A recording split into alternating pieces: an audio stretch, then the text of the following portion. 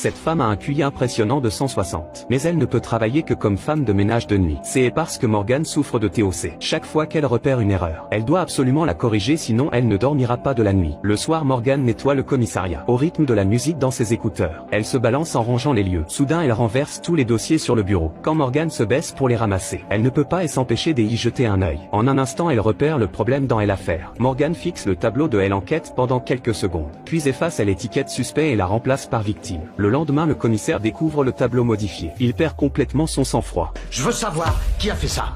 Qui a écrit sur ce tableau?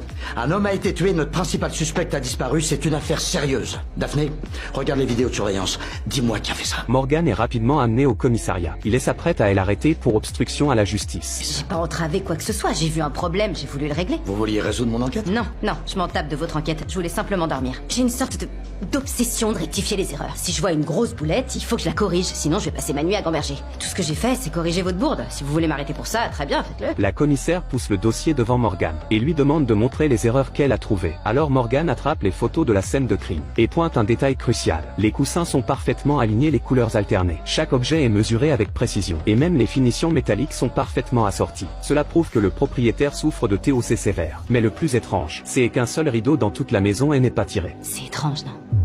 Vous allez pas me faire croire que la personne qui place méticuleusement ses coussins se fout que ses rideaux soient en vrac.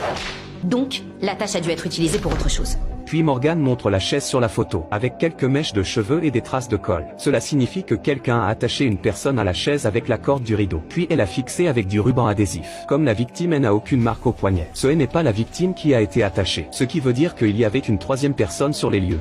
Si vous voulez bien m'excuser. Asseyez-vous. On va attendre les résultats du labo. Pour l'instant, ça reste des hypothèses. À ce moment, un agent entre dans la pièce et rapporte qu'un témoin a vu une femme entrer dans la maison. Il y avait bien une troisième personne au moment du meurtre. Ça a pas été filmé hier, ça.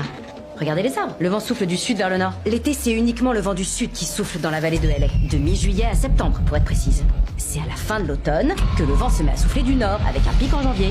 Cette vidéo remonte sans doute à plusieurs mois. Le commissaire demande comment elle a pu déterminer la direction du vent. Morgan pointe directement l'église sur l'image. Depuis le 8e siècle, les prêtres font face à l'est dans les églises, pour que le soleil se lève derrière eux, et qu'ils ressemblent davantage à Dieu. Ensuite, il suffit d'observer les feuilles dans la vidéo, pour en déduire la direction du vent. Or, le vendier était complètement opposé à celui de la vidéo. Alors que Morgan s'apprête à quitter le commissariat, le commissaire la rattrape. Comment vous faites ça? Les scientifiques appellent ça un haut potentiel intellectuel. Ça vous donne des facultés cognitives exceptionnelles.